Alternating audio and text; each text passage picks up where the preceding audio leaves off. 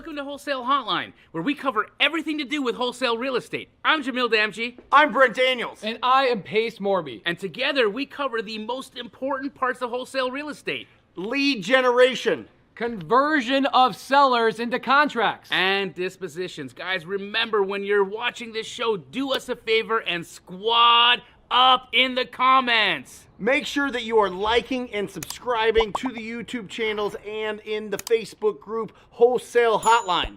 Most important, we want to know we're doing a great job for you and helping you build your business. So go give us a review on iTunes and or Spotify.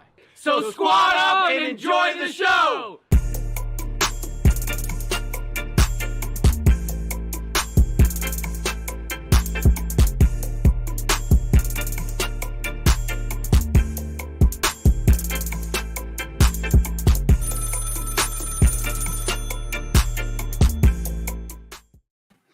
How's it going, guys? Brent's not here, so I have a giant lady beside me. Can you do? What's up? What's up? What's up? What's up? What's up? You guys must recognize Investor Girl Britt. She's pretty fantastic, by the way. I hope so. I hope somebody recognizes me. Come on, guys. Everybody recognizes you. Pace is en route to his laptop, and he'll be joining us in about 5 minutes. But Brittany, welcome. Thank you. Happy to have you here on Wholesale Hotline. Guys, this fantastic lady, if you haven't seen her on Bigger Pockets or Instagram or just caught her sparkling somewhere on an internet near you, she is a prolific real estate investor, a DIY specialist. You can watch her videos where she actually fixes stuff, things that I would never be able to fix because she has knowledge and skills.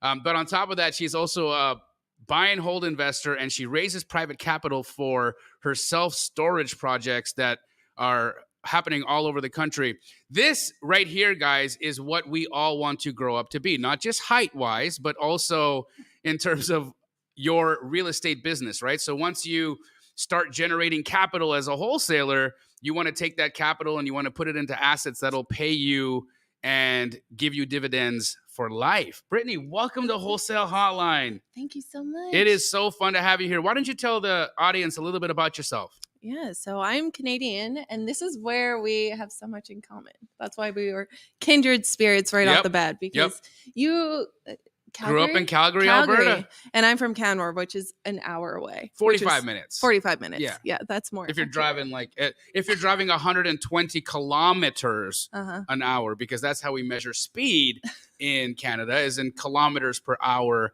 It's a little bit different than here. It's a little bit different. A little different. So you're from Canmore, Alberta. Mm-hmm.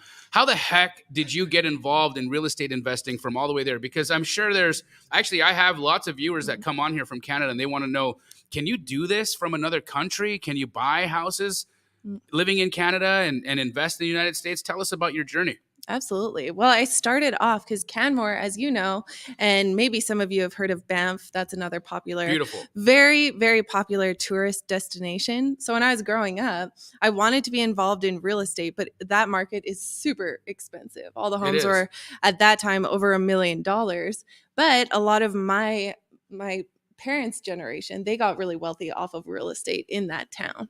And my mom, she couldn't afford her mortgage payments at the time in Canmore, so she started renting it out to tourists. Got it. And then that's kind of where I got this idea, like, okay, I can get into real estate, have people pay me rent, and then I can live for free. And then I don't have to have a boss. So that's like where my mind started working that way. I actually bought my first house when I was 18 years old in Saskatchewan. What part? Regina or Saskatoon? There you go. Neither. It's like a very small town. It's called Melville, Saskatchewan. Smellville, Saskatchewan. That's it. What did you buy in Smellville? So it was a house, $25,000, and it paid me $900 rent. I actually still own it. Get out of here. $25K and it pays you $900, but that's 900 loonies a month, right? Yes. 900 loonies. 900 loonies. For those of you that don't know what a loonie is a Canadian dollar. It is a gold coin with a duck on it. And that's the reason why they call it a loonie.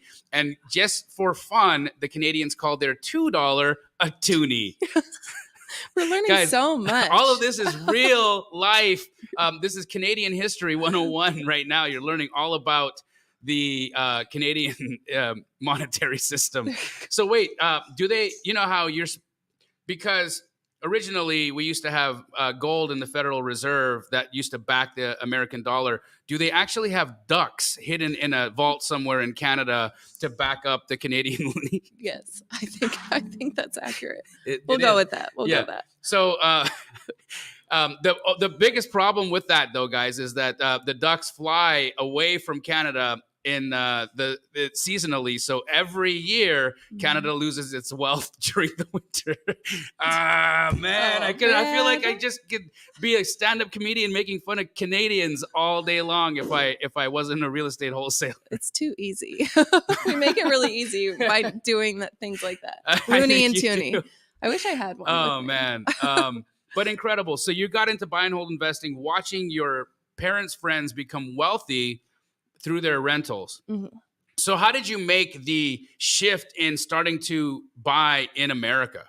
Well, so I spent 10 years doing a lot of what you saw on my Instagram, which was buying these small properties for very cheap, fixing them up myself. And then through doing that, I grew a Instagram following. I'm at about 250,000. Investor Girl Brit is my Instagram. But I would just show people how to do all this work. And then I'd show the whole transformation because I'd do all the work myself. And that was because I didn't have any money to pay people. So I'm like, what can we do? And those videos popped off. Yeah. People liked watching you wax on, wax off. That's it. But no, where did you learn how to do that stuff? Because I mean, do-it-yourself things aren't easy. If you gave me a project to do, I can't do IKEA furniture. Yeah. How the hell did you figure that out? I love IKEA furniture. It's so fun. I'm sure you do. But it's one of those things you just have to get in there and do it and get your hands dirty because everything is figure outable. I just saw Marie Forleo, is that how you say her name? Speak recently. So I'm just figure outable. You're using that was her book, but it's so true because once you get in there, okay, I need to tile a bathroom shower. How am I going to do that? Okay, first step, go YouTube, figure it out. And then I'd also go and ask people on Instagram, people who are professionals. And I said, hey, this is the first time I'm doing this. Can you help me out with a few questions? And then I'd go through the YouTube video, make sure it's all done properly because it was my own house. I didn't want to mess it up. So I'd work really hard on the quality and then I would just get good at it. I would just spend a lot of time.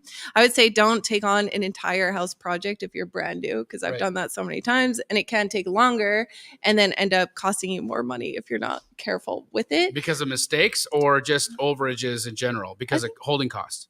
Holding costs, I think, is a big one. But whereas buying the houses were so cheap, there wasn't a lot of holding costs anyway. But just depending on what your previous skill set was. That was just, I've always been a hands-on creative person.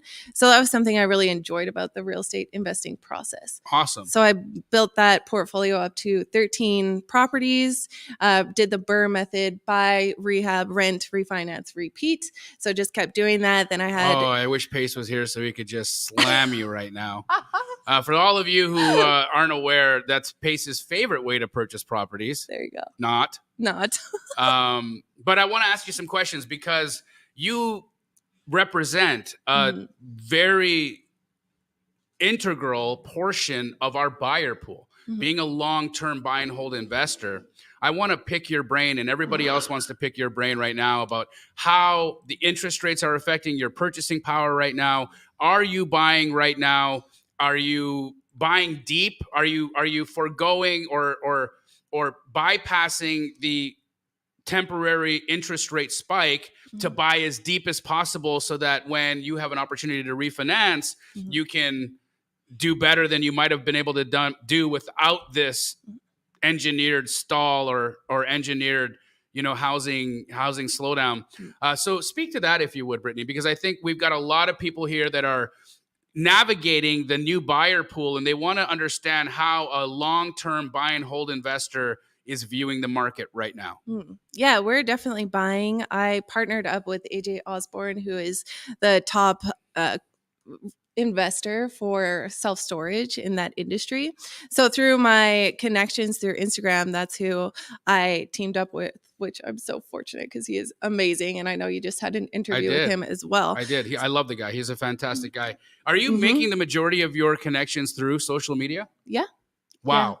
through social media, then events, and then you meet people and go to Bigger Pockets, and here we are. Yeah, and now all of a sudden you're on Wholesale Hotline. Yeah. Guys, if you have any questions for a long-term buy and hold investor, please put them in the chat. They're super important for all of us to know so that we can navigate. So you are buying right now. AJ is buying self-storage. Are you guys buying any single-family houses right now in the States?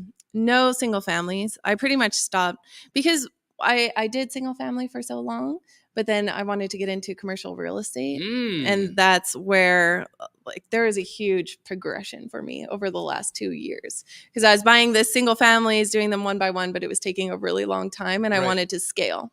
So I saw all my friends scaling through commercial real estate, and that's kind of the direction that I decided to go. And then I want to be able to use my highest skills and my highest best use to put to work in these deals and not be doing everything myself all the time. So I think that's important for people to look at too when they're looking at partnerships or whatever it is you're doing. Even in the wholesaling industry, you can use other people's skills to your advantage. And I think also other people's money, because you become a talented raiser of private capital to get into these deals, right? So we've got almost 340 people on right now watching. Hi, guys. This is Investor Girl Britt. If you aren't aware of who she is, she's a phenomenal real estate investor that I met through the Bigger Pockets Network. We are both Canadians, so we were like, kindred spirits in that basically she grew up 35 or 45 minutes away from where I grew up, which is super rare.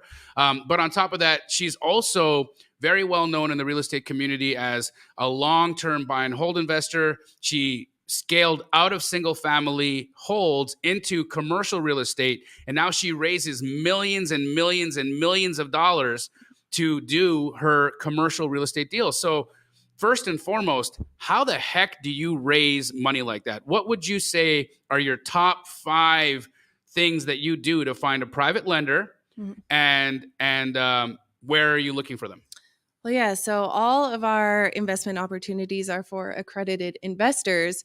And through my Instagram account is actually how I was able to raise this capital. And it's because over time, over 6 years or more, I guess now, of having my Instagram account, I was building this trust and credibility with my investors. So they saw me, I was in there every single day, like working my butt off to do these renovations, to do my single families. And then they saw me having all this success in multifamily investing as well. And I did all of that on my own. And then when I was able to bring them opportunities to invest with us, they just had all that trust with me, because they've seen it over time. They saw me on Bigger Pockets. They saw me doing the actual work. So it wasn't like you just popped out of a Jack in the Box and you were like, I take money. It was more of a hey, guys, I'm going to show you me putting in the work over time. And you watching me putting in the work over time will gain trust. And that trust will then turn into a private money relationship. Yeah, so that's why I think like everybody out there, all of you guys watching, if you don't, it's hard to focus on the social media side of things because it does take a lot of time. But just showing investors that you are out there, you are active, and you are working. That's how all my partnerships came together. That's how I got opportunities like this to be on this show. That's how a lot of things happen for me. So because social media was such an integral part of your success, can you help the audience right now that might be struggling with how to start an Instagram and build a following? Of course, doing fun do-it-yourself videos, it's a trendy thing, and of course that makes sense that they would pick up. But there were moments, I'm sure, when you first started where there was like 3 likes. Yeah. So explain that path, because a lot of people want instant gratification. They want to put out a video, their first video, and they want it to go viral. They expect that their social media following that they deserve it. But that's not the case. Especially having done this journey myself and continuing on this journey myself, I understand the amount of work it takes. Would you speak to a little bit of how you built the Investor Girl Britt brand? Yeah, great question. And it really was tricky in the beginning when you don't know what to post. I was posting cabinets that I got on sale at Habitat for Humanity, which is just like a resale store. And then I'd be like, hey, I got this good deal. And I was trying to always provide value, like try to give people tips on deals that they could find for renovation materials, things like that. But then I guess it was just really over time. And even the first full year, I was trying to get to 1,000 followers. I had no idea how to do that. So for a year, you didn't even have 1,000 followers? Yeah. And it was just that consistency, I had a timeline every Wednesday and every Sunday. I'd post something, whatever it was. And then just whatever started catching on.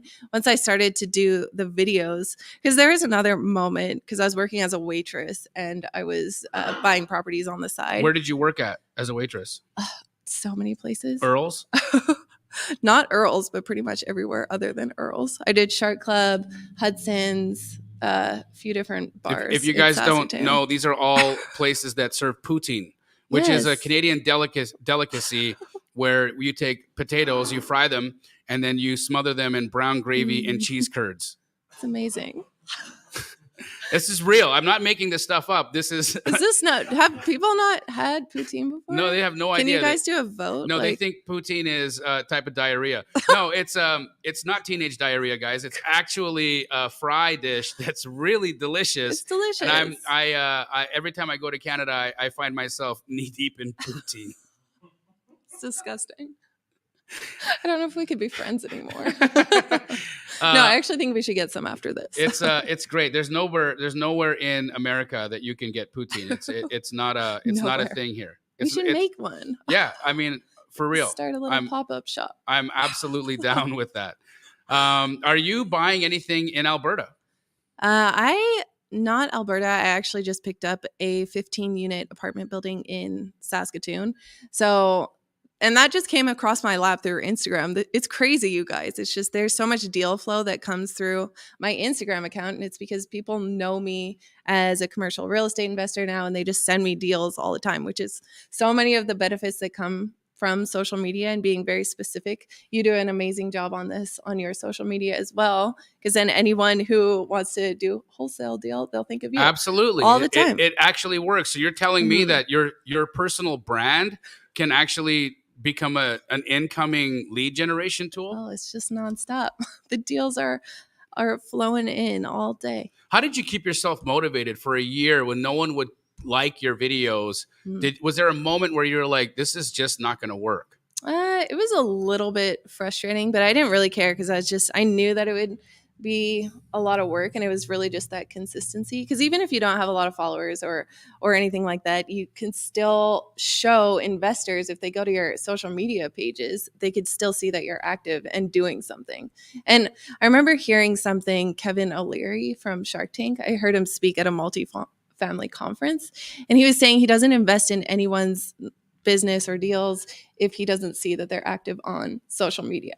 So, I mean, that's a good indication on why you should be doing it. So he wants to see that presence online. Guys, if Mr. Wonderful says that he will only invest in deals where he sees people actively doing that job on their social media, and that makes sense. You know why? Because they want to see you integrated, right? This is something I've said to you guys plenty of times. Don't have two social medias, one for your business and one for your life. The reason is that people want to see that your business is your life. Yeah. That's what makes you investable. Mm-hmm. That's what makes you trustable. That's what makes you real, right? The reason why you have two social media pages is because you're fake as fuck. And when you're fake as fuck, that's when you have two social media pages. It's true. So you've got to integrate this into your life and make it your reality. And when you make it your reality, you'll start walking it and talking the talk. Imagine how embarrassing that'll be when you put you're a real estate investor on your profile and then you don't do real estate. Not going to work, right? What a motivating factor for you to show up for yourself every day and do the job because you've told the world that this is your job. Interesting. Brittany, what was your first commercial real estate deal? So that was my multifamily deal, 14-unit building. in Saskatchewan again. So that was my first one out of the single family world into more of the commercial real estate space. And again, no money down deal. I have 2 of those now, and we have 6 more on the go with seller financing in self-storage. And that's I'm sure today. Pace is going to want to talk to you about the seller financing deals because he'll be here any minute. Cool. Do you still live in Canada?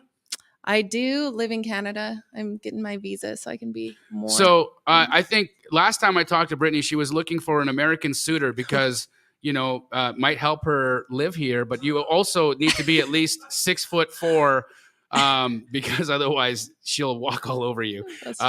What's the, do you use commercial? Oh, great. How do you underwrite a commercial deal? Are you still using something like the 1% rule in your commercial deals?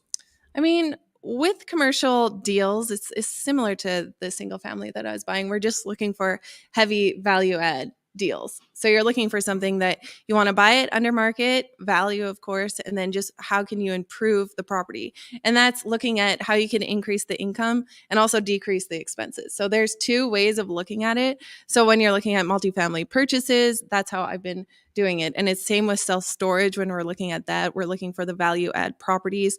There's so many ways that they're not running correctly. I've understood how to increase income. You can obviously increase rents, you can force appreciation and push rent, but how do you decrease expenses? Share with us some of those techniques. There's so many things you could look at even in utility expenses. A lot of the times the tenants could be paying for utilities or they're just using way too many. Maybe it's like the expenses are super high on utilities because they're using their own dishwashers or something like that. I'm trying to think of examples. So there's all these different things where tenants might be driving up expenses and you could be charging the tenant for that, and separating meters, different stuff like that.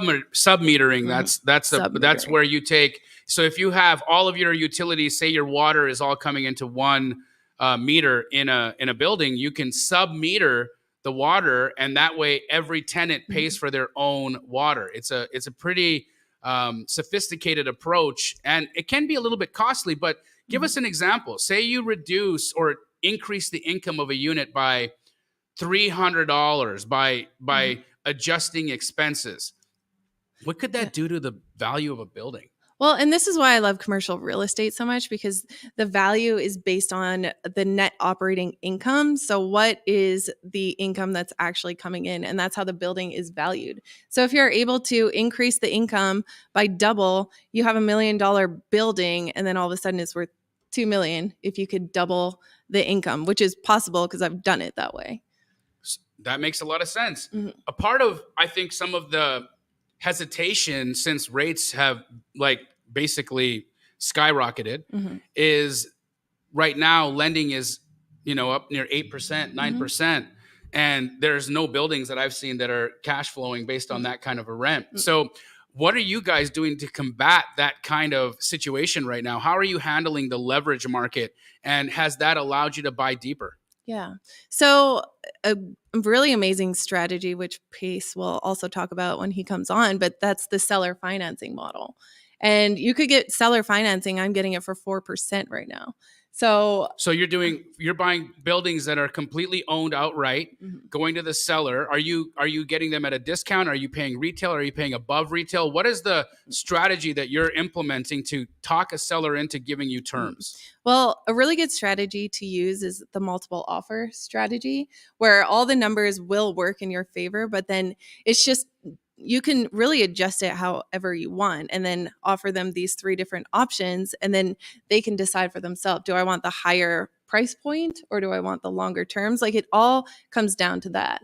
So, I mean, there's so many different ways you can go about it, but having a really good understanding of what your baseline is and where your numbers will work, and then adjusting your 3 different offers so you can present it to the seller and then they kind of choose which one makes sense, but all of them really make sense for you. So the 3 offers would be cash, owner financing, and what's the other one? Well, they're all owner financing, but it's just like, will you do 50% owner financing? Then we'll give you this price. will you do 100% owner financing? We'll give you this price. And so it just is dependent. So the more owner financing they give you, the higher the price, obviously. Yeah. How high will you go? Like if they give you 100% owner financing, how much above retail will you pay? It just depends. Like it's all based on the numbers because we're playing the long-term game too. So we're playing to where the market is right now, because a lot of the time it's mom and pop owners. So then there's so many different ways we could increase that income, and then it'll make sense so like the market value. I mean, it just totally depends on where we could get those revenues up to, and then we're holding it for the long term. So we want to keep that into consideration too. So we might pay a little bit over, but we have been getting market value.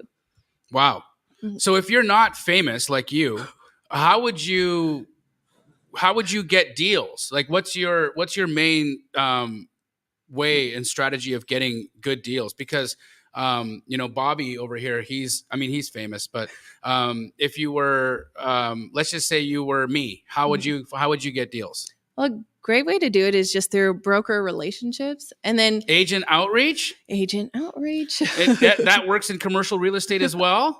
It does. I would say a good portion of our deals come through. I like that look.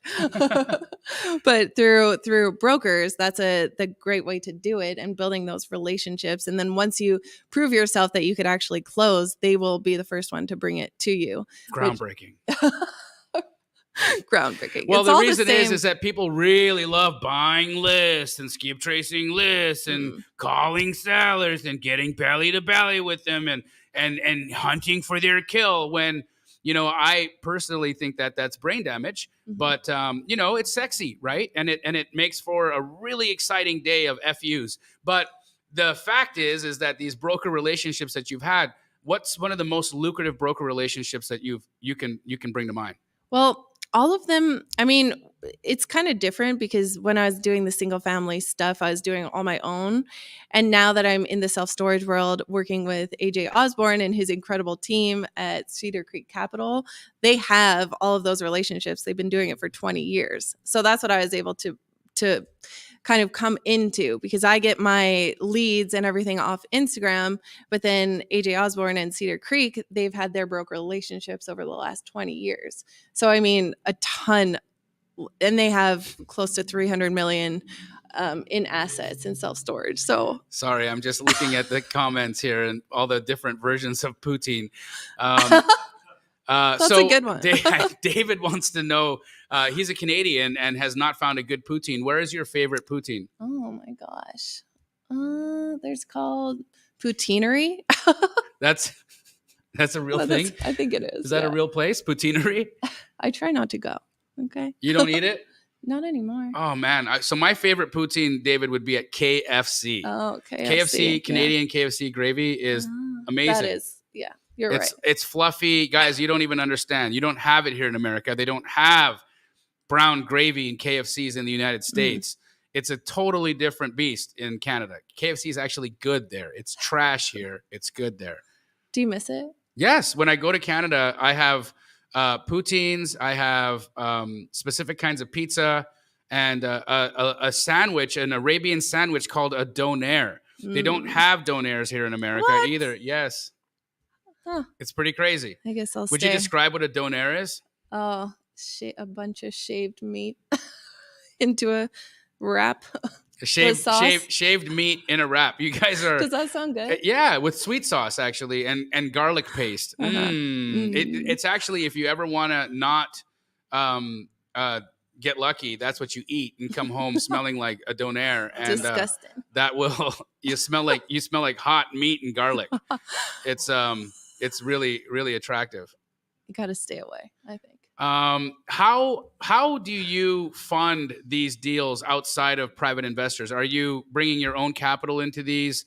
What's your primary source of? Because if you're going to go, I would imagine if you're offering 50% cash, 50% seller finance, like where's the other cash coming from? How much of that are you putting up yourself? Yeah. So a bit comes from my partners and I, and then the rest is our limited partners in the deal. So the last year and a half, it's all been syndicated deals. So that's where we've been doing it. And then the deals that I've been doing on my own, the last multifamily deal I got, it was 100% seller finance. So, I mean, there's so many ways to do it without your own money. And a syndicate, you mean like a mafia organization? Yes. Something like that. No, would you explain what a syndicate is? Yeah. So syndication is when you have your general partnership, so all your partners on the deal, and then you bring in your limited partners who are all your passive accredited investors. So you come together, they fund a big portion of the deal, and then they are in on the deal. And we like to hold it long term. So we're not planning just to sell and kick all of our investors out. The plan is to refinance within 3 to 5 years and then keep the deals long term.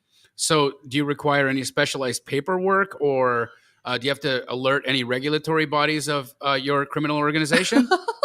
Well, yeah, and that is the thing, because it is so highly regulated that you have to be super careful. Yes. With SEC regulations. There's so many disclaimers, and you have to have an amazing SEC attorney on your side if you want to do anything with syndications.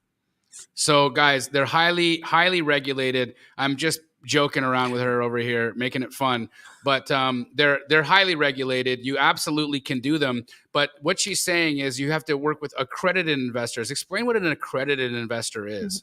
So you have to have $250,000 or more in income every year, or a net worth of $1 million or more. And that is third party verified. So you do have to put the paperwork through a third party, and then we'll be able to accept your money. But until that's all done, we can't accept any money from anyone who is not accredited. So if you are not, it's a great way. I mean, I love syndications diversifying throughout. Like, I will invest in syndications myself because it's nice. You give it to operators who are amazing in their own spaces. I just recently, for those of you that didn't see, I invested in a syndication deal on Rose Lane here in Phoenix, Arizona, a beautiful little building over in Central Phoenix that was multiple 4-unit parcels that were all put together. And, it's going to be a great return and a great opportunity for me to get some depreciation so I can pay a little bit less taxes. Well, that's what you want, right? That's the plan, at least. So I imagine talking to brokers in the commercial space is a little bit different than talking to single family residential brokers. Joel had a question about, if you are trying to get one of these deals done, what's the speed that these deals happen in? And is it possible for him to make money now, or should he focus on smaller units like duplexes and fourplexes to try to get cash now and then maybe parlay that into a larger deal? Yeah, and it does. Commercial real estate takes a really long time. It's a lot more paperwork. There's a lot more things that you have to collect. But honestly, the amount of effort I'd put into my single family homes was not that much more when I'd buy an apartment building, which is why I doubled my income overnight with one deal. And that's because I was able to buy that 14-unit complex. And that was the power of commercial real estate. So it is more of a long-term thinking, but if you can do it, that's my strategy. I don't know if we have paces like. No, it's great. But he'll be here any minute. He's probably just stuck in Dallas traffic. But how do you add value to storage units? Well, storage is so operations heavy, which is great because a lot of the time with mom and pop owners, a lot of people just own these kind of one off. But 80% of storage facilities out there are owned by just mom and pop owners. And a lot of the time they don't have a website. They don't have anyone really answering calls. I would cold call storage facilities all the time. And then Right there. Oh, there it is. There's the phone. It's so cute. It's pink. Yeah, you cold call storage facilities, and what do you say? Hey, do you got any storage lockers available? Well, and what they would say, so I would call. They'd say, "Hey," and I'm like, "Hi, is this whatever storage?" Oh, yeah. Oh, one sec. I'm like busy, and then it would just be this conversation where they're clearly not running a business, right? They just pick up the phone like it was just their normal phone. And do you ever think some of them lived in those units? Probably, yeah. My mom literally lived in I shouldn't say this. This is live. She'd kill me. Well, no, we got mom, it's already happened. So what happened? Tell us about your mom's unfortunate time in the storage locker. How did that go? Did you live there too? I didn't. Okay, I'm glad. I was at my dad's house, and my mom would rent out her How would house. you get so tall living in a storage locker? That would be because you know how that you know like a fish will fit its bowl, right? Oh, so yeah, if you true. were in a storage locker, there's no way. How tall are you, by the way? 5'10". There's no way you would get to 5'10". So now everybody knows I'm not 5'10". Oh no, they know. They know, she said. They know. And I took my heels off. You guys can't see the screen. I'm barefoot. There. Wow. All right, guys. Yeah, she did take her shoes off, so I didn't feel like so much like a Smurf. But can you do 100% financing on multifamily? Yeah. How would you get that done? Well, I guess it depends. Like if you could do a combination of bank financing and seller financing, which is something I've done in the past, which you have to make sure banks are okay with it. I had a bank in Canada who allowed the 80% bank financing, and then the 20% was financed by the seller. So they're in second position on the loan. So if there is any chance of defaulting, it would go to the bank first, not the seller. So the seller has to be okay with that too. How do you have that conversation with the seller and convince them to do something like that? A lot of the time the sellers are really flexible because you can work with them on price too, right? Like I'll give you a higher price if you want to do this 20% down. Plus you get to stay kind of in the deal, making this cash flow. And if they're confident in that building, which a lot of the time they are, then they'll be willing to do that seller financing because then they're still getting income in every night. It's not like they just sell their property and then the income's gone. They actually get to stay in the deal and make income. So there's a lot of different ways to do it.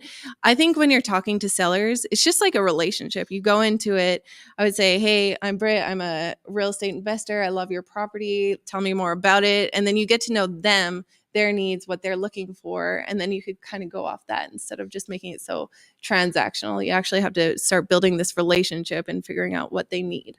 Have you ever walked into a seller appointment and then they say, hey, I watched you lay tile? No, actually. They've never recognized you before? Well, I have had deals come through my Instagram, so they already knew who I was beforehand. Okay, sellers came to you from your Instagram. Yeah. Wow. Yeah. So that is the way. So they already knew who I was, what I was doing, and that I could close on a deal if the numbers worked for me. So we've got Monica, who's been looking at self-storage herself. She wants to have an understanding of how much did it cost you to get into this type of a business? What are your costs for land after? What does it cost to put a unit up? Can you explain a little bit of the costing for self-storage? Well, costing for storage. And when I got into storage, so I planned to do it on my own, right? I just did my 13 single families. I kept them all, had cash flow coming in from that. Then I got my 14 unit apartment. And then I decided, after actually hearing my business partner, his Bigger Pockets episode, and on his episode, he said he made $13 million in one deal. And I thought, okay, I'm in the wrong game here. I'm doing my single family homes and it's taking me years and it's amazing. And I'm so happy that was my path. But then when I realized the power in commercial real estate, I thought, okay, let's do that. And then I met my partner, AJ Osborne, at a mastermind with Brandon Turner, who was the host of Bigger Pockets podcast, is no longer, but he became professional beard grower after that, that's right? It. That's that. So he just surfs in Maui and doesn't do nothing anymore. Yeah, he's fantastic. I love Brandon Turner. Do you guys do any deals together? I haven't done any deals with Brandon, but he did do that Maui mastermind, which was 2019, which is why I always think you guys should go and. What is it? Look who we got. Hi! Oh, what's up? I got Vina Jetty here with me too. Hi, everyone. Hi, Vina. I'm getting so many DMs of like people saying that you guys are crushing Wholesale Hotline, and people are saying that Investor Girl should replace Pace and Brent Daniels. And there we go. It's my show now. You know what most people have been talking about is the height discrepancy here. I think only you have been talking about that. She's standing on an apple box, though, right? Isn't she? She took her shoes off to make me feel less Smurf-like. Yeah, I'm barefoot over here. It's kind of nice. Pace, how you doing? I heard you got a standing ovation at the multifamily event that you spoke at. Of course you did, because you're a genius and the freaking GOAT. How are you, bro? Bro, I'm so good. I wish you were out here traveling with me, but it's I came out to visit property in Springville, Illinois, and then Vina and I are putting on a multifamily masterclass for investors and lenders that we work with. And so I'm out here hanging out with our girl Vina in Dallas. Hi, Vina. So cool. Hi, Jamil. How are you, beautiful? Pace called me Jamil earlier. I actually did. He did. I called. I said, "Hey, Jamil, I think we should." I'm like, "Oh crap!" And I was like, But Jamil's you know way the better reason looking why? than You know why he called you Jamil? Because when we travel, sometimes I travel in disguise because we get recognized places. So I wear that wig a lot. Well, I told him, I said, I can't believe you mixed us up. Jamil's way better looking than I am. That's crazy. Oh, you know that's not here's true, what it was. Vina. I was talking about something.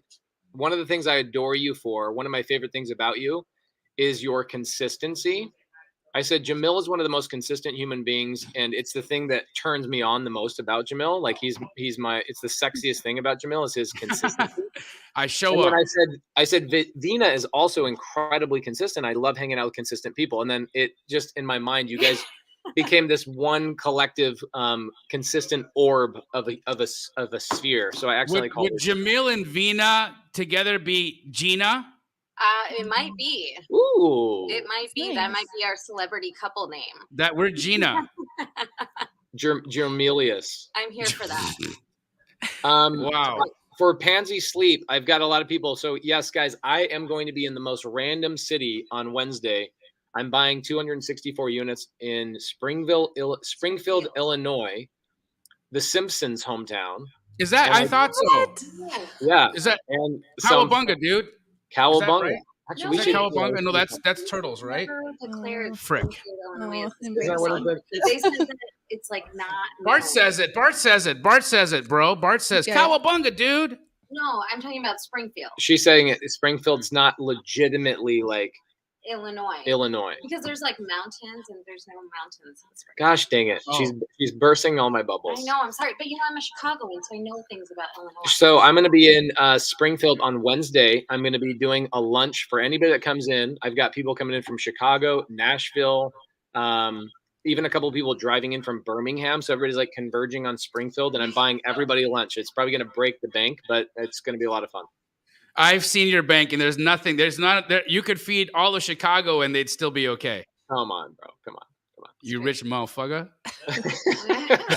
So what are we talking about? Catch me up to So speed. actually, we've been talking about Brittany's incredible seller finance deals that she's been doing. Bye, honey. Love you. She's been picking up a lot of her commercial and multifamily deals using a 3-pronged approach. Tell All me. of her offers I are have to seller hear it. finance. Yeah, she does. Here, I'm going to let her talk about it, and Britt, I'll tell me shut this up. 3-prong Tell approach. I need to hear all now about you're it. putting me on the spot. Well, so as you know, Pace, I'm partnered with AJ Osborne. And so we're picking up a ton of self-storage deals right now. And it's been an incredible time for seller financing, as you probably are finding as well. And we've talked about this a lot, even when you came out to our event recently. And I know you're talking about the seller financing on stage, and just blew everybody's mind. But now we are offering our sellers 3 different offers, and it gives a really good opportunity for us to have the control, right? Because all 3 offers are really what works for us and our numbers. But then it's like, here's $1 million if you 100% seller finance it. But if you only want to do 50% seller finance, this is our number. And if you want to do 20% seller finance, this is our number. So we offer them 3 different offers, all that work for us, and then it gives them that option, and then almost every time they will take one of them, and then it's of benefit to us. She also talked about a special way that she gets it done, where she has the sellers. So basically what she'll do is she'll go and get bank financing for like 80%, and then she'll have the sellers do the financing in second position for the down payment, and she calls it the poutine method. Oh, it's funny. That's great. Come on, Those are my great. It was No, good. because it's I a like strategy it. that I've seen Mr. Morby do, and it's an incredibly powerful approach to go and get your hands on really expensive multifamily without coming out of pocket any money. I mean, who would ever think that you could buy millions of dollars in real estate, millions and millions and millions of dollars in real estate with gravy and cheese curds? That's how we that's do it. basically it. We like 2 years ago, we started, I had been doing it for about 4 years ago, but 2 years ago, we started calling that strategy the Morby method, because I was like, who else is doing this? Like, is there anybody doing this? Is there a book? Is there a podcast? Is there anybody doing it? And I didn't ran into anybody doing it. So we called it the Morby method. But I like poutine too. So maybe we call it poutine method. She says because it's all gravy and curds. Ooh. I mean, that's basically all it is coming out of pocket, right? And a lot of times all you need is a transactional lender for like 1 day, right? To finalize the transaction. And then the seller will reimburse that down payment and create a second note. It's freaking genius. It's unbelievable. From Canada, do people watch The Breakfast Club in Canada? Yes. Should I say yes? Yeah, of course. Yes, of course. Of course. Of course. Except they call it the Canadian. They call it the Canadian Bacon Hangout. I love it. So for all 500 plus people that are on here, I see like a whole bunch of stuff. People are streaming in from a couple different channels. Jamil is going to be on The Breakfast Club with this guy. He hooked it up, bro. Come on, be honest. Tell him what's really happening. We're going to be on The Breakfast Club. We're going to be collaborating with DJ Envy, Caesar, 50 Cent, and a handful of other people in that rap community. It's cool. Like being on TV opens up doors with pretty high level people. So 50 Cent has signed with A&E, which is our same TV network. And so we'll be collaborating with them pretty soon. We're going to fly out on the 30th of November to New Jersey or New York. I can't remember what. And New Jersey. We're going to do an event in New Jersey, and then we're going to go hang out with 50 Cent in a club with a bottle full of bub on the 30th. So, and everybody that's in Jersey, we had a really big meetup in Jersey this year. 900 people showed up. And then in New York, we had a meetup the next day. We had like 400 or 500 people show up to that. We are going to do a massive event on November 30th with DJ Envy and his partner Caesar and The Breakfast Club. So we're going to fly out to New York, hang out, and get on The Breakfast Club, do an event. So people that are in New Jersey and in New York, we are coming to see you in bro, you know what? Wasn't I saying we got to get to New York before the end of the year, bro? And you were like, it's too cold. No way that's going to happen. There's no way that's going to happen. Then we figured it out, which is cool. Real quick, I just want to celebrate Nicole here. Nicole is closing on her first deal tomorrow. Seller finance, 0% down, $5,000 down payment. I wonder who inspired that, Pace. Nicole's in my community. She's amazing. Is Nicole in your community, Astro community too? She is not. She obviously is learning from you, brother. Yeah, bro, it's crazy right now. It went from, in fact, here's what's cool. So in 40 minutes or so after we wrap up Wholesale Hotline, I am doing my first Zoom where a seller reached out to me via Instagram. I don't get sellers don't reach out to you, right? It's wholesalers, agents, and stuff like that. I had a seller. Not according to Barbie over here. They reach out to her every day. Every day. Well, it did happen once though, and the deal did go through. I love it. So I've got a seller it's a single family home down in Arizona. They have no equity. And the seller's like, hey, I watch you, I see your stuff, and I have no other options. And I need to sell my house, but I have no equity and I don't know what to do. Like when I bought my house a year ago, I had equity. Now I don't. Market's trending downward. I'm stuck. What do I do? And I said, well, you sell it subject to. And they go, well, I have like 7 main concerns with it. And if we can overcome that, I'll sell to you. So tonight I'm going to be doing a Zoom with that seller, and I'll share that with everybody so you guys can all get educated on exactly how to overcome the most common objections with seller finance and subject to. Should be really, really good. I'll share that with everybody. So what questions do we have tonight? What do we got? But I'm just going to quickly ring the bell since you can't do it here. Nicole. Congratulations. He's drinking a Diet Coke, and we're ringing a bell for you, Nicole. Congrats. Okay, so if you go, guys, we don't have the tickets yet. DJ Envy and Caesar were just texting us for headshots to like create the graphics and stuff. So there will be tickets. I think they actually charge our usual meetups. We don't charge for them, but I think they charge $99 a head for their meetups. Makes sense. A lot of times they're bringing out some pretty, heavy hitters and people that probably have to pay to get into those rooms. But I would just keep on the lookout on our Instagram stories. We'll probably post that in the next couple of days. KJ, how long do you hold these multifamily properties? 3 years or like 10 years and trying to get the most amount of units? So this is really interesting. I love this conversation because multifamily is incredibly diverse. What do I mean by that?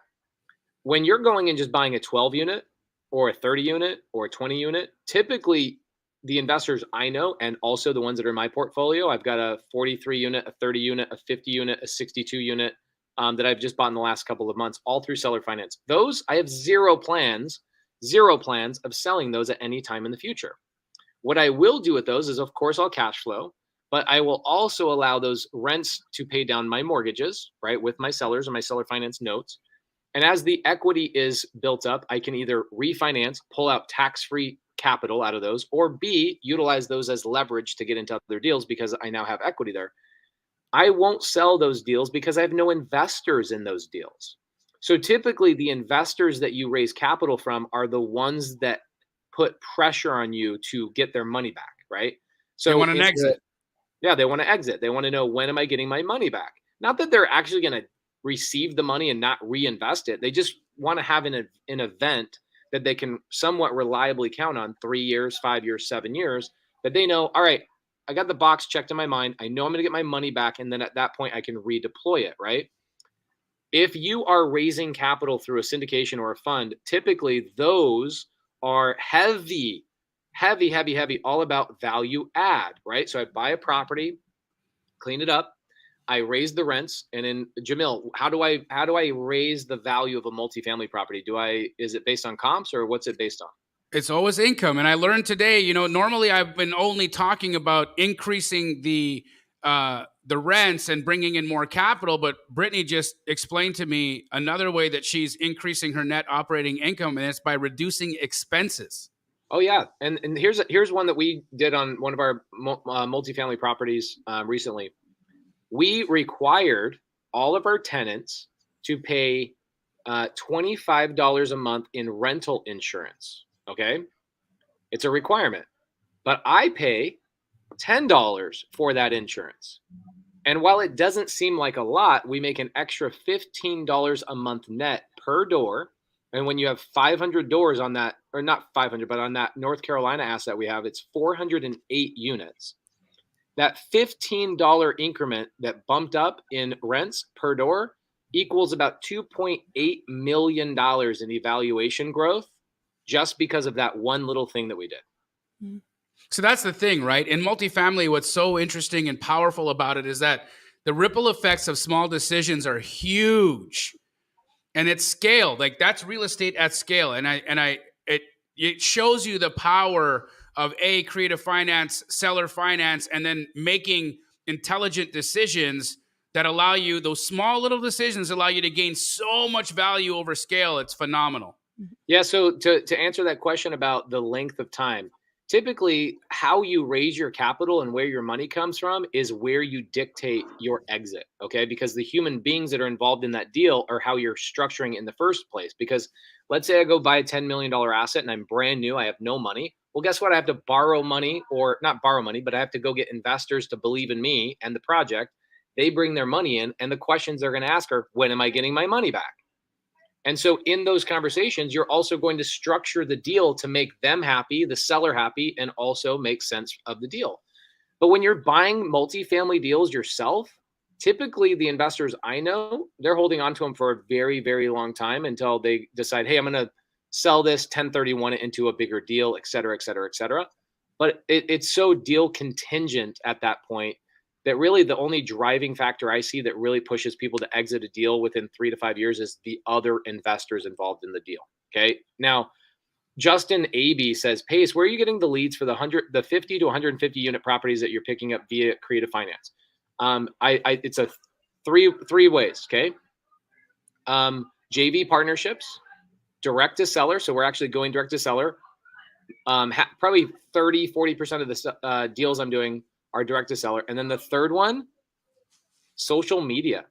We acquired over $100 million in real estate this year just from YouTube. Insane. And Brittany was talking about this earlier today because obviously her social media following has exploded over the last few years. And we were talking about how important it is for people to be loud on social media and to be integrated in their lives, because this whole concept of, I have a business page and then I have my real life page. I mean, guys, again, another reason why that's not going to serve you in the future, because when you integrate your professional life and your personal life, you become one person. You become a whole human being, somebody that people can feel like they know, like, and trust. And guess what they do business with guess what happens when they know, like, and trust you? They do business with you. That's the result. Yeah, we've got the first time I'm ever going to do a multifamily challenge is actually going to happen on December 10th. So on December 10th, what I'm going to do is I'll show you guys myself. Usually what I'll do is I'll educate on a challenge, kind of like what Jamil and I both do. We'll educate on a challenge and we'll get the audience to do their homework. What I'll be doing next month on December 10th is I will be the one making all the calls for multifamily. I will be calling direct to seller and showing you guys how to find 30 to 150 units, because I found that 30 to 150 units is the sweet spot for seller finance and subject to in multifamily. Okay. And the reason being is because those are typically the people that are tired landlords that are not great operators. Okay. Really, really great operators of multifamily own a lot bigger units, right? Those are sophisticated investors. The ones that are at like 30 units to 150 units, typically when a toilet goes out, they're like going down and picking up a toilet themselves and installing it themselves to try and save money. And at some point when they're 50, 58, 60, 65, they're like, dude, I have had enough. And they are way, way, way open to seller finance. So we'll be doing that challenge on December 10th. It is the Elephant Challenge. For any of you guys that's ever registered for the Elephant Challenge, you're already automatically registered. And we'll show you guys how to find multifamily properties. And I will be the one doing all the calls, and you guys can just copy everything I say and everything that I do and go gobble up deals. And hopefully you can get a deal or two under contract multifamily before the end of the year. No, Awesome. that's not Jamil's birthday. Jamil's birthday is 12/12. He's a lucky boy. 12/12. I'll remember that forever. How would you forget it? How would you forget it? It's it was actually the day I moved from LA to Phoenix was 12/12/12. It was actually, the story is so good. Jamil was going through, 2008 wiped everybody out. And Jamil had made millions and millions of dollars in wholesaling real estate and was starting to do like land entitlements up in Canada. And 2008 comes along and demolishes everything Jamil built, and even wiped out his credit, his family's credit, because he had his parents co-signing on loans with him. Jamil basically had to have like his whole entire family move into this little teeny condo together, like 7 people in like a 2-bed, 1-bath house and a dog, all living together. And the significance of 12/12/12 to me was the day that Jamil drove from LA after he basically had lost everything and started building momentum again and said, I got to go pick up a check. I think the check was 18 grand. Is that the amount? It was, yeah.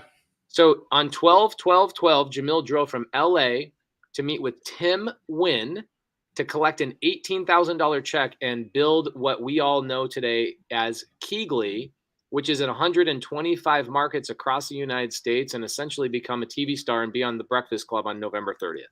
My man, with my best friend.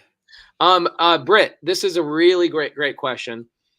By the way, I don't think many people do social media as well as you. I would say that you are one of my favorite creators. You're phenomenal. Your whole vibe, everything about you is really, really good. So Connor says, Britt, what is the best way to grow your social media presence specifically around the real estate world? Are you pushing specific types of content? Are you happy with reels, posts, live? Like, give me some tips. Connor says, give me some tips, Britt. Well, Instagram really right now is pushing a lot of reels. So if you could do reels, just talking stories, 30 seconds, people have such short attention spans now too. So if you don't hook them in the first few seconds, they'll probably just scroll past, which is not an easy thing to do. But once you get in the habit of writing out your scripts, you could do the talking to camera videos, the reels. That's what I've been doing a lot more of recently, because I know Instagram's pushing them so much. And then just being real, sharing real stories, sharing exactly what you're doing, adding a lot of value to your audience. What can they be doing? What can you be doing to inspire them, educate them, or entertain them? And you only share good stuff though, right? Only good. Well, you share it all. We share it all. We share it when things go wrong. Oh, all the time. And what's the reason for that? Why be real in your reels? Well, being relatable, it all comes back down to that trust thing too, that you're building. People will trust someone who they could relate to over someone who just is perfect all the time. So if you can be real, tie emotions into that, like we're all humans, so we want that connection. And you can build that connection through a screen, which seems weird, but you all feel like, Pace and Jamil here because you watch them all the time and you feel like you know their personalities. You haven't met each other, but you feel like you really know them. And you can build those connections through social media so easy through those reels. That's why I think it's great doing the face to camera stories on Instagram if you're on Instagram, or doing any sort of face to camera videos. I think they're really powerful. Yeah. And what I would say is like what Brittany does really well is she'll take like one lesson from something she's learned on a house or something she's done. And then she thinks about like, what's something that I can give to my audience? She's legit one of the best creators in our space. So everybody watches Britt. Britt is the shit. All right. So she gives you guys information she knows will help you in your journey. And that doesn't always have to be positive. It can be the good, the bad, or the ugly. Like, hey, had a contractor issue. Hey, found a thing in the wall. Hey, this is how I overcame this. Hey, I had a lender issue. Whatever the story is, it is perfectly okay for you not to tell everything needs to be hunky-dory perfect all the time. There's her Instagram handle, by the way, in the side chat. Britt, was your first deal a fix and flip, a wholesale, or a buy and hold? Buy and hold. It was $25,000, and I rented it for, did I say 900? Yeah, 900 a month. So I got that one when I was 18. Someone asked how long I've been doing this. Easy, good return. You know where she did that deal?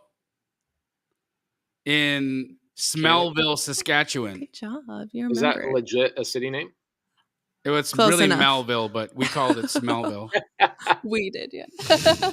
Okay, so here's a good question, and then I got a Brittany question right back in here because we want to make sure we give Brittany all the love today. Thank you for coming, Brittany, and we appreciate you. We always love hanging out with you. All the time. Okay, so John says, when it comes to seller finance, every deal is different. Well, when it comes to every deal is different. It doesn't necessarily have to be with creative finance. I don't think I've ever done a wholesale or fix and flip that was ever identical, but I totally get what you're saying. How can I structure a deal for it to make sense? What should I consider? Seller wants $20,000 down, $156K on a single family home, ARV $250, $40,000 renovation. Okay, great. I would not do a seller finance. I would do a novation agreement. It sounds like this is going to be a fix and flip. So a couple of things, when you guys are asking questions, it would help us if you told us what your planned exit strategy is. Because if your exit strategy is to buy and hold, for me, I tell a seller, I go, why would I give you 20% down when I could give a bank 20% down, right? In fact, I could go and do an FHA loan at 3.5% down. So in order for me to do a seller finance deal with you and give you the number that you want, I really need terms that make sense for me that I couldn't otherwise get at a bank. You get something you want, I get something I want. So I can go get a house, pick anything on the MLS. I can get a house that's completely already renovated, buy a FHA 3.5% down, live in it for a little bit, and then turn around and turn it into a rental. So I have that as an option for me. Why, Mr. Seller, should I go with you if you're 20% down and I could have gotten that at a bank, a better term at a bank? So that's how I started. And I give them context of, hey, 20% is really not a good deal for me because I could get that elsewhere. So it would help to understand your strategy. Are you going to buy and hold this? Do you need to bring in private money lenders, right? There's a lot of things that are in this that I feel like we're missing. So John. Also, the numbers here don't seem to really pencil either, because even if it was a 156 house and they spent $45,000 in a remodel, and the ARV is $250 after agent expenses, you're not making any money. It's a skinny deal for sure. Yeah. Really skinny deal. Okay. Great question in here for Brittany, but it's skimmed down. Let me see if I can find it. Okay. No. Here we go. This is the one. Britt, how did you meet AJ Osborne? And are you mainly just focused on self-storage right now? Yeah, so I started telling this story earlier, but I heard on Bigger Pockets podcast, AJ Osborne, super inspiring, awesome guy, and he told this story where he made 13 million in one self-storage deal. And I thought to myself, why am I making like a 10,000 whatever, these smaller numbers when I could be making millions? So I'm like, okay, let's do self-storage. So probably a year after that, I got invited to a very small mastermind with Brandon Turner. And that was in Maui. There's 20 of us, and AJ Osborne was there. And at the time, AJ was really, and I was so terrified because at the time, I think I had my single families, but I felt so behind what all of these people were doing with hundreds of $1 million in real estate. And I just felt like this small fish. I was so nervous to go. But what I didn't realize is so many people at this mastermind really were looking to grow their social followings because they have podcasts, they have all this stuff going on, but they wanted to grow their stuff. They have books, all this amazing information. So I was kind of the person to educate a little bit on the social media side. So then AJ and I kind of built this great relationship where I would help with his social media. He would help me with my self-storage deals. And then it ended up that we partnered on a lot of storage deals over the past year. So it really worked out so well. And we're just very compatible in our skill sets.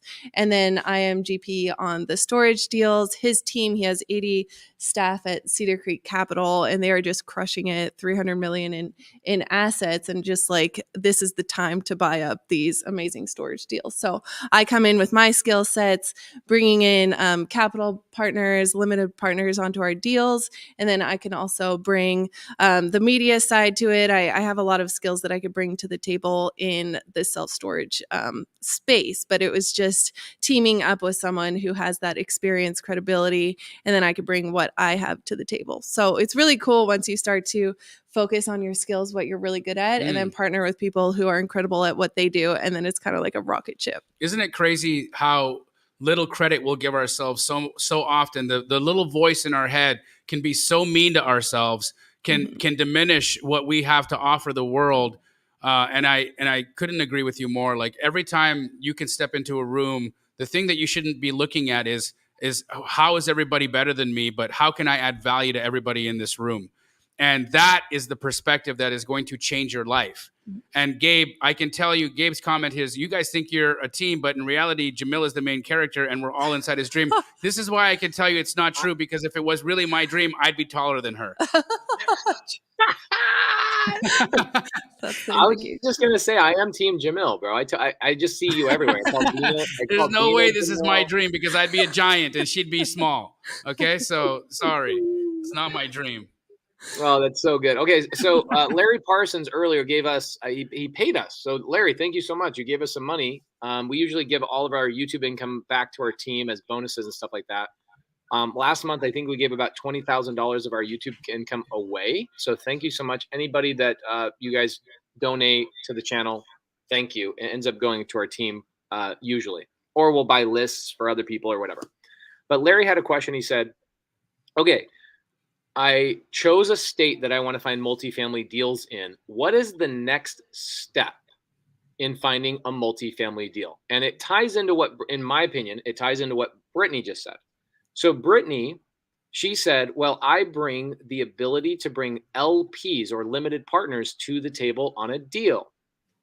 In my personal opinion, if I could jump into a time machine and learn one skill faster than anything else, it would have been what Brittany just said. Raise capital and attract limited partners to a deal. It is one of the most powerful skill sets you can ever have in any part of real estate. Multifamily, RV parks, self-storage, single family, does not matter. Okay. So if you have that skill, you can go into any of your states and do just about any deal, right? Because you have that ability to raise capital. The problem is, let's say you choose North Carolina, very landlord friendly. Now you want to go look at a deal. If you've never raised capital before, you should probably do the next step, which is limit your focus to a purchase price that is in alignment with how much money you can raise. Okay. So for example, if a typical seller finance multifamily deal, a seller is going to ask for about, in my typical seller finance deals, sellers are asking for about 5 to 7% as a down payment. Phenomenal. In a lot of our deals, we're doing 0%, but let's just say the average is about 5 to 7%. You would then have to ask yourself the question, do I have the ability to raise $500,000? Okay, well, if that's the case, then that means I probably can do a $10 million multifamily deal and get a $500,000 down payment by raising or bringing in some partners to go do that deal. But if your thing is, oh my gosh, how do I raise $500,000? Then your next step isn't how do I find a deal? Your next step is I need to learn how to raise capital properly before I start submitting offers on multifamily, because that is a big issue. I see people go and get into deals and they don't have the ability to put in, they submitted an LOI, they then get into contract, and now they've got hard earnest money, or they have a down payment that they're going to have to find even on a seller finance, but they can't find it. So guys, what Brittany said in her skill and what she brings to the table is one of the most important questions you guys should be asking. Is not how do I get into multifamily? It's how do I learn how to raise capital so that I can get into multifamily? Because the number one skill you'll use in multifamily is what Brittany's superpower is, which is raising capital. How much is the most you've raised? Is that rude to ask? Is it like no? Is that like I'm currently raising $68 million right now. We've got a $108 million asset. Our debt partner is only giving us about $50 million, and so I have to raise $68 million by December 10th. And we have $140 million dollars on our waiting list. And does that make you poutine your pants a little bit? What's that? Does that make you poutine your pants a little bit? Yeah. It's scary, right? But the first time I raised money, it was 20 grand 10 years ago. Next time you raise money, it's 100 grand. Next time you raise money, it's $1 million. Next time you raise money, it's 5 million. And when you're at the $1 million phase, you're like, oh my gosh, am I worthy of this? And then what Brittany's realized for a long time, that people don't know where to put their money. And there's no better investment than to invest in somebody like a Brittany, who's actively doing deals, has partnered with amazing people, and has social proof. So like, people want to invest in you. It's not a hard thing to raise capital. You just have to have Britt, was there ever a point where you were like, I don't think I'll ever be able to raise capital. I don't believe in that I'll ever be good at that. Oh my gosh. Yeah. I never thought I'd be able to raise capital. I was buying a $600,000 storage deal before I was partnered with AJ. And I was kind of like, this is one of the bigger deals I've done, because at the time I only did the single family homes. And he's like, Britt, people will invest with you. Put it out on your Instagram, just on a story. So I put it on my story. I got 300 emails from people who wanted to invest with me right now. And it was shocking. And then the first time I ever raised capital was for a deal I partnered with AJ on, and I raised 1.1 million in like 30 minutes. It was just like, and it was through the years of hard work of building up my credibility through my social media that That's people. Gangster.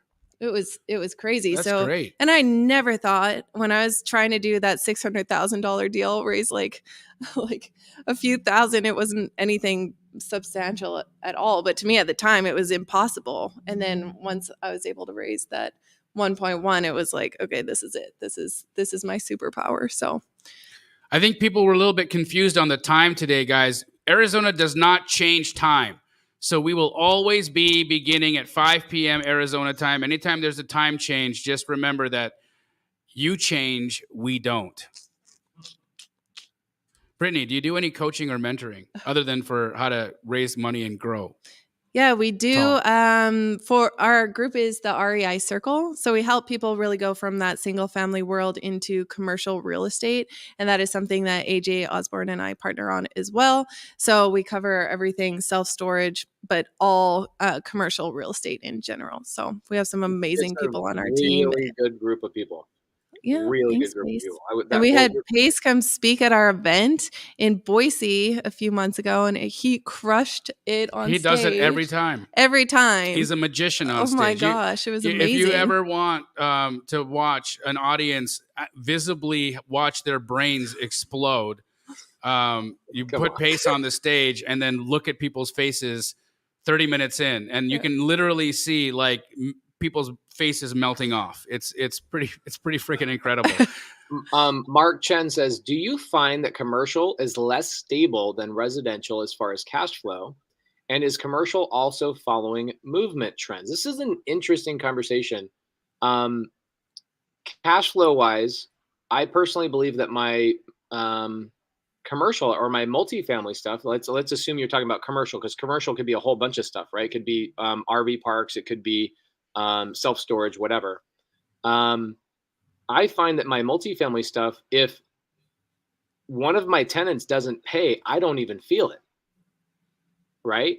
But if on a single family home, one of my tenants doesn't pay, that's the only tenant I have on that property. That's a problem. And so in terms of like what happened in 2008, if you guys go back into the statistics, rent rates did not go down really significantly in 2008 to 2012. What happened, and this does hurt landlords, this is the piece of data you guys need to understand, people were starting to shack up with each other. Rents stayed significant, and in some places even went up during the economic downturn because people were getting foreclosed on and then moving in with each other in these apartment buildings. That's where your safety is going to be. And guess what else happens with self-storage in an economic downturn? People have less places to store their shiznit, and they don't have garages anymore because they get foreclosed on, lose their houses, so they go to they move in like Brittany's mom. Oh yeah, we didn't even finish that story. So you then have people go and rent from Brittany and AJ Osborne. And so apartments go up and self-storage goes up when single family homes get decompressed. So I would say the commercial is actually way safer for cash flow. One interesting conversation about multifamily versus single family. I have this argument all the time. Multifamily is not something you make money on in 30 days, 60 days, 90 days, even sometimes 180 days. Unless you are the wholesaler or the agent or the broker or the title company or the lender. Those are the only people that make money in multifamily in the first 6 months. In single family, I can make money very quickly, typically on a fix and flip, or I can even get it stabilized into a cash flowing rental or an Airbnb rather quickly. But in multifamily, because it's very competitive and there's big REITs and investment funds buying those up, typically, getting into a multifamily deal is going to be low on the cash flow for a year, maybe 2, till you raise the rents. So if you guys are trying to get into multifamily, but next week you don't know where your groceries are going to get paid for, I would probably think, how do I wholesale some multifamily deals, or how do I wholesale some storage units to Brittany and AJ Osborne, or how do I wholesale a deal to Jamil and get my money today? I think that's the biggest difference between single family and multifamily. Is single family, I can get paid way faster, smaller chunks. Multifamily, bigger chunks, longer wait time. What do you guys think about that? Am I wrong? I mean, I think that's probably the most succinct way to describe the difference, Pace. You know, it's a long game. It's a long game. And a lot of us, look, let's face it, when we first get started, we got to pay the bills, right? We got to generate capital now. We got to do things. We have obligations. We have situations. Some of us are trying to leave our W-2 jobs. And so it's really an interesting progression that we as real estate investors can take. You begin your journey as a wholesaler, fix and flipper, and then you might parlay that into multifamily. And you guys, you know what's so beautiful about what we've been able to accomplish here, guys, is you've watched Pace do this. I mean, you've literally, and again, I don't put my name in that bucket because you haven't seen me buy a lot of multifamily. I, bitch and moan about making mistakes at it and all the things, but, I did build a very large wholesale operation that pays me like a multifamily would. On the other side there, you've watched Pace go from general contractor, where he was a service provider in the real estate business, to then becoming a real estate investor, to then moving that focus from single family cash deals to single family creative deals, to then taking that knowledge and putting that into larger deals like multifamily, and away he goes. And you get to watch this unfold in front of you week after week after week. So the steps are right here, guys. Yeah, the steps are here. If you guys go back to episode 1 and watch the transition and the growth of this, it will be helpful. Nathan, I have a gift for you, bro. Anytime somebody comes in here and says, I'm running out on my 1031 exchange, I have never ran into somebody that has an issue with the 1031 exchange that I wasn't able to help. I could find you a deal in 1 day, easy. DM me on Instagram. We'll do a whole YouTube video about how you're running out of time, and I will find you an asset to roll your 1031 into that's a creative finance deal that I probably turned down because I have too many deals. One of my people, we're doing a multifamily masterclass here in Dallas. Everybody that's in the class did not pay me. These people are either investors of mine that have invested in deals, or they are lenders of mine. Those are two actually different demographics, two different avatars, okay? And one of them is a guy named Jody Evans. Jody Evans DMs me on Instagram about a year ago on Wholesale Hotline and says, Pace, I have $900,000 I have to 1031 or else I'm going to get hit. I got him into a 75-acre development. He's going to make like $4 or $5 million in the next 18 months from that 1031 exchange. I will find something for you, Nathan, to put your money into. Just DM me on Instagram as long as you're okay with me showing your information on YouTube so other people can learn how to do that kind of stuff and we can provide value to everybody. Ruben. Okay, so cool. Ruben, so there's a deal. Ruben has a deal. This is awesome. So, Brittany, do you use a media team now for your media content? And at what time did you decide to delegate that time to a team? Yeah, so I spent 5 years just doing it all myself. I'd set up I only used an iPhone. It was an iPhone 8. I used it forever and to build up my Instagram, and I just put it on time lapse in the corner and film my projects. And then I'd edit myself, post myself on Wednesday and Sunday. I made sure I did 2 posts a week, and then I did that all. But over the last 2 years, I've been so busy with all of my other stuff, and I have cash flow coming in. So I have an amazing team, a social media team who just helps me get all my scripts together, get my videos filmed, edited, and then pump out way more content. But that was just a recent progression. You have a full-time videographer now? Well, I travel so much, so I probably need someone just to like follow me all over the place. I've been here since Bigger So you don't Pocket. have a hot Bobby? Bobby is so hot. My team? Yeah, I mean, everybody give Bobby some freaking love. The dude is like, he provides so much value to everybody. He's amazing. Absolutely amazing. A lot of really good stuff. Here's LP Sing. Let's do a little. Oh, I just posted him. Lobster the Lobster. My favorite. I'm the tall one. You're the tall one. Yeah. We miss you boys. I'm all the way. Me and Eric are. Yeah, throw some W's in the chat for Hot Bobby, please. Please. I mean, wins. LP Sing. Oh, really? Yeah. Oh, cool. It's streamer talk. Thank you guys for the knowledge. I'm doing cold calling and SMS. I just want to ask, does sending emails to property owners work? I mean, emails that we get from batch skip tracing. Thank you. LP, I'm going to tell you, I don't know the answer to that because I don't know anybody that actually sends out emails to homeowners. I don't know anybody. Like I have never seen it work. And I think the challenge there too is like you're spamming somebody to their email and you will get reported so quickly. And you can't manage an email as easily, and it's probably a little bit more expensive to do it. So text messaging, for example, you can switch your phone number pretty quickly, like boom, right? You buy a new phone number for $1 every single month. So I would say that sending out emails is probably not the most efficient, but again, I've never done it. I just don't know anybody else doing it, and success leaves clues. So if successful people were doing that, we probably would have heard about it, if that makes sense. Ooh, Ingrid, always data scientist. She's amazing. Ingrid is amazing. She's probably made $500,000 in the last 12 months just through wholesale, creative finance, and fixing and flipping. She's awesome. 20% of emails get open. 90% of texts get open. Which one makes sense? Mic drop, Ingrid. She's always coming with them bars. Joe says emails work for the older generation.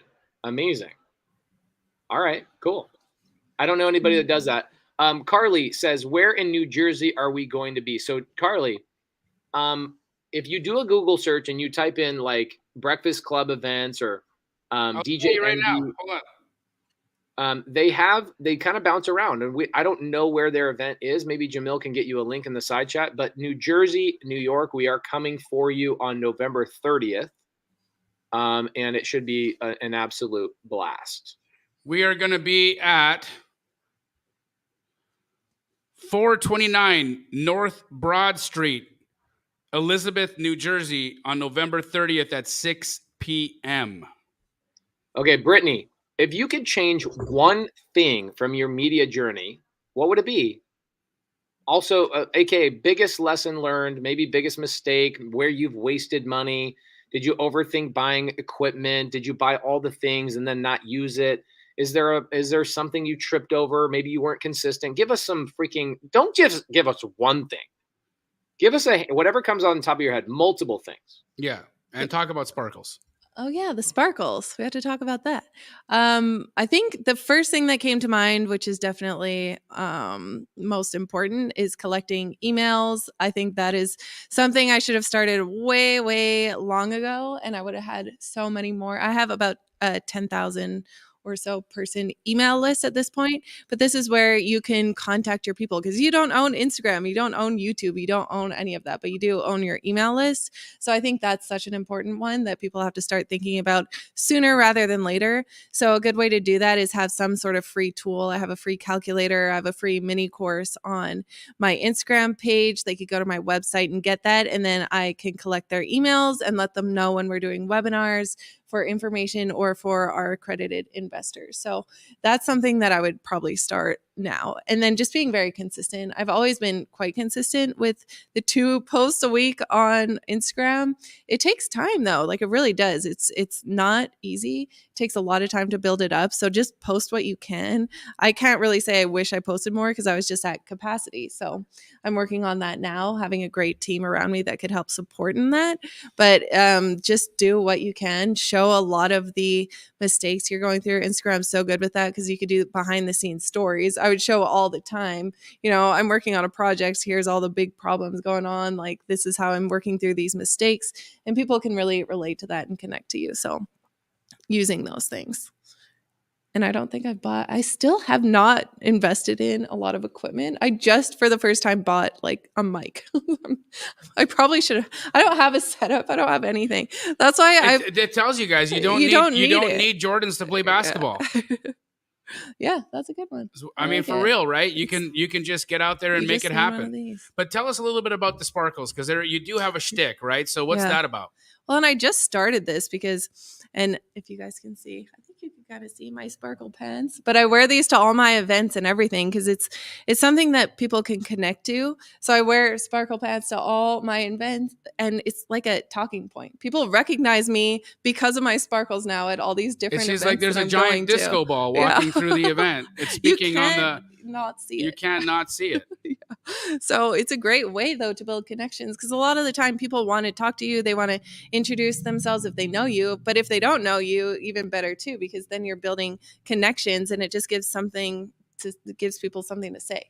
So it's something that makes people feel comfortable in sometimes uncomfortable situations.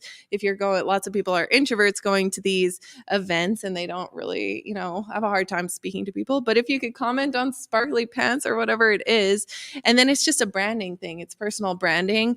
You want something for people to recognize you for. So do the people in your mentorship have to wear sparkles? Yes. All spark. I should have brought you your spark. Oh, and Paces.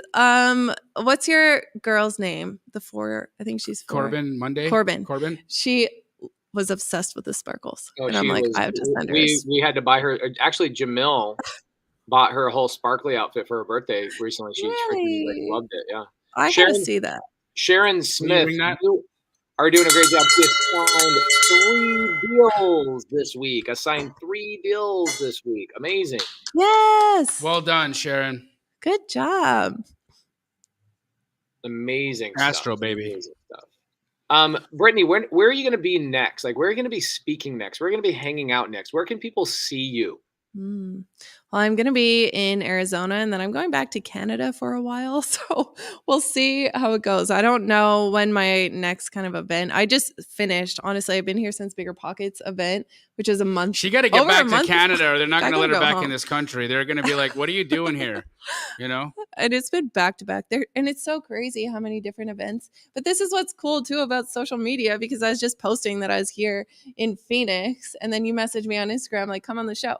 Which is so fun that it just happens like that. That's what it is. And being a little bit nomadic is fun because you can take advantage of opportunities when they come up. And there she is, guys. There we are. Pace, what do you got going on for the rest of the week? You're in Dallas, and then you're in Springfield, Illinois, and anything else going on?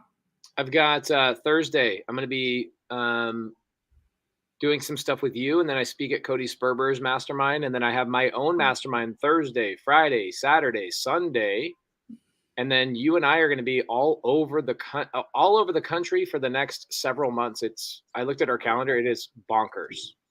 It is bonkers. We're going everywhere, every day. Everywhere, every day. Excited, though. Jamil's got a book coming out in 2023. I'm applying pressure to him. I've got a book coming out in 2023 as well, both bigger pockets. And Jamil and I will be on a book tour probably all of 2023, 2024. So we look forward to seeing all of you guys in person. But we just want to collab with you more, Britt. You're the you're the shit. Yes, I'm claiming that. I love that. You're the best. Just don't say that on social media. You'll get people to yell at you. So, guys, I have a Zoom call that I got to get onto. Jamil, I'll let you take the crew out. Brittany, you're freaking amazing. We'll always love seeing you. And Jamil, I love you, man.